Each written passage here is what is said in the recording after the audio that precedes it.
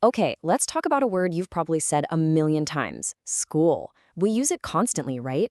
But what if I told you that this super common, everyday word is actually one of the most complex and fascinating words in the entire English language? Seriously, we're going to deconstruct it and find out just how deep the rabbit hole goes. So let's just start with the basics. If I say the word school to you, what's the first thing that pops into your mind? I'm guessing it's a building, maybe a classroom, teachers, students, that whole scene. That's the definition we all know and use every single day. And yeah, the Simple English Wiktionary, which is our source for this, confirms exactly that. A school is a place where you go to learn. Straightforward, simple, right? Well, hold on, because that is barely the tip of the iceberg. What if I told you that's just scratching the surface? That this very same word, this very same noun, has a completely different identity, one that has absolutely nothing to do with books or classrooms or anything you'd expect. And there it is. On one hand, a place of learning. On the other, a group of fish swimming together.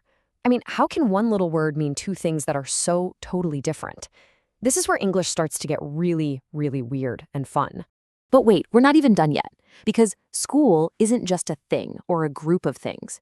It's also an action. It's something you can literally do to someone. And as a verb, it's got this awesome kind of competitive edge to it. Sure, it can mean to teach, which, fits with the whole learning thing, but it can also mean to totally dominate someone, to prove you're way better. You don't just teach them a lesson, you school them. This brings us right into the way we talk today, into modern slang.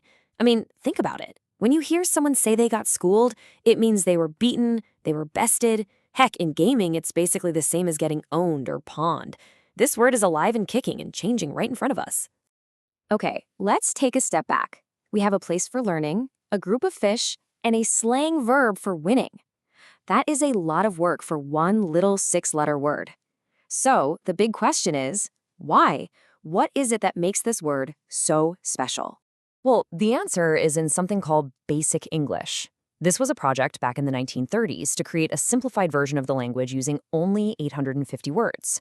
The whole idea wasn't to dumb things down, but to find the absolute essential building blocks, the most powerful foundational words needed for clear communication. And here it is, the big reveal. Our source, Wiktionary, points out that the word school is on that Basic English 850 list. Despite all its weird, disconnected meanings, it's officially one of the most fundamental words in the entire language. Just think about that number for a second. 850. Out of the hundreds of thousands of words in the English language, school made the cut. This isn't just some random list. It's like the all-star team for English words. And this right here is the key thing to understand. Basic in this sense doesn't mean simple or dumbed down. It means foundational. It means it's a powerhouse. The word school is on this list because it's so complex, because it can be a place, a group, and an action. That versatility is exactly what makes it so powerful. So why does all this matter? Why tear apart a word like school? Because it's a perfect reminder that the language we use every single day is just packed with hidden layers of meaning and history and power that we usually just gloss right over. So think about the journey we just went on. We started with a simple, obvious place. Then we found a group of fish, which was weird. Then we uncovered this competitive verb. And finally, we realized it's one of the foundational words of Basic English.